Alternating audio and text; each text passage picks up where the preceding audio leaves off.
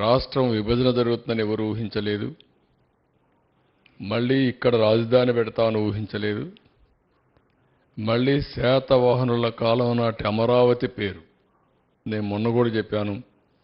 నేను ఆ రాజధాని పేరు పెట్టాలనుకున్నప్పుడు రామోజీరావు గారు ఒక రీసెర్చ్ చేసి ఆయనకు ఈ రాష్ట్రం మీద ఉండే ప్రేమతో నాకు ఒక నోటు పంపించాడు.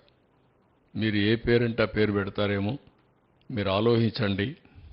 ఇది ఒక చరిత్ర సృష్టించే నగరం కాబట్టి నేను కూడా పరిశోధన చేశాను.